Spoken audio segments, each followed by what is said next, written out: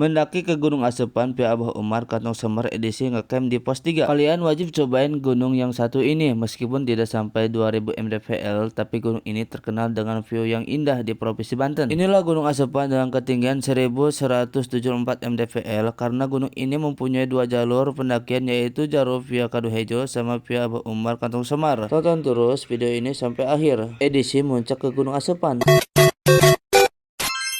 Oke, kita start di rumah jam 4 sore. Kita persiapan logistik barang-barang yang mau dibawa ke gunung. Sudah packing barang logistik keperluan mendaki. Kita langsung berangkat menuju ke Gunung Asepan. Kita membutuhkan waktu perjalanan dari rumah menuju base camp via Abah Umar 1,5 jam. Kita sudah sampai di perjalanan, yaitu Jalan Raya Ciamas Mandalawangi. Kita mendaki Gunung Asepan 4 orang, yaitu Jamal, Ariel, Hendra, sama Idan. Sesudah melewati Pasar Pari, kita harus melewati turunan Bangengah yang berada di Jalan Mandalawangi Jiput. Turunan Bangengah sangat ekstrim dan tajam, lengah sedikit taruhan nyawa. Kita harus benar-benar hati-hati untuk melewati turunan ini. Banyak mitos turunan Bangengah, banyak kecelakaan dan remblong. Sesampainya di base camp Abah Umar, kita datang pada jam 6 sore atau kemaghriban. Setelah sholat ngopi beres-beres barang lagi, kita mulai pendakian pada pukul 19.15 menit. Sebelum mulai pendakian ke Gunung Asepan, alangkah baiknya kita berdoa dulu menurut kepercayaannya masing-masing. Kenapa kita berangkatnya malam-malam? Karena lebih sepi dan tidak kepanasan dan adem dalam perjalanannya. Kita juga berangkatnya malam Jumat, yaitu malam Kliwon. Selesainya berdoa, kita langsung bergegas untuk memulai pendakian biar gak kemalaman banget pas di trek. Kita sudah di perjalanan dari base camp Abah Umar menuju pos 1. Kenapa pilih base camp Abah Umar? Karena saya pernah mendaki ke Gunung Asepan pada tahun 2022. Karena lumayan tahu treknya, makanya saya memilih base camp Abah Umar. Sampainya di pos 1, kita istirahat sejenak. Perjalanan dari base camp Abah Umar lumayan landai dan naik sedikit, dan base camp ke pos 1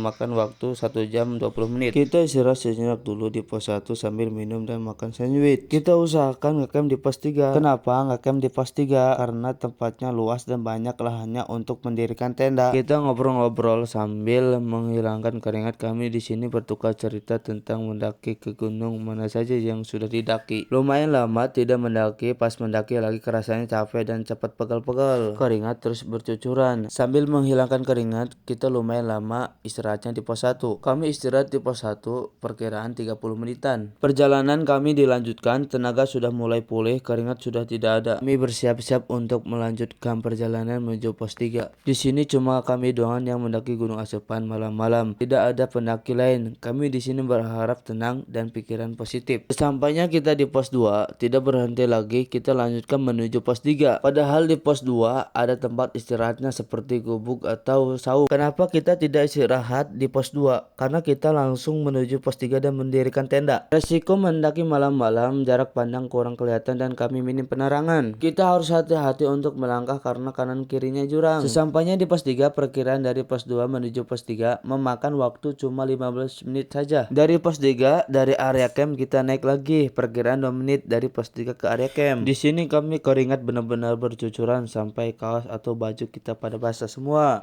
Melihat pemandangan di malam hari tidak kelihatan jelas karena efek kabut yang lumayan tebal dan langit cuacanya mulai mendung. Kenapa mendung? Karena bulan dan bintang tidak kelihatan. Setelah mendirikan tenda di area camp, yaitu di pos 3, kita cepat-cepat mendirikan tenda takut keburu hujan. Alhamdulillah kita sudah ada di dalam tenda walaupun tidak turun hujannya. Di sini kita doang yang camp, tidak ada tenda lain. Ada juga saung tapi udah tutup. Di sini kita beres-beres barang, mana yang buat summit, mana yang buat masak, alat tidur dan makanan. Kita utamakan dulu dikeluarin, yaitu kompor, gas, dan air untuk memasak mie dan kopi karena cuaca di sini sangat dingin. Kita butuh yang hangat. Saya di sini sama Jamal mengeluarkan masing-masing yang ada di dalam tas, yaitu mie, kopi, beras, gas, dan kompor. Lumayan banyak barang-barang yang kita bawa. Kita keluarkan semua yang ada di dalam tas, lalu kita rapihkan dan susun ulang biar tidak berantakan. Dan kami di sini bagi-bagi tugas, ada yang mengeluarkan barang, ada yang mempersiapkan untuk masak air, mie, dan bikin kopi juga. Dan saya mempersiapkan alat-alat masak seperti alat masak, gas, portabel, sama panci. Yang sudah dikeluarkan barang-barangnya satu persatu, dan saya di sini mempersiapkan kompor gas untuk memasak air. Videonya kepanjangan, kita lanjut ke part 2-nya.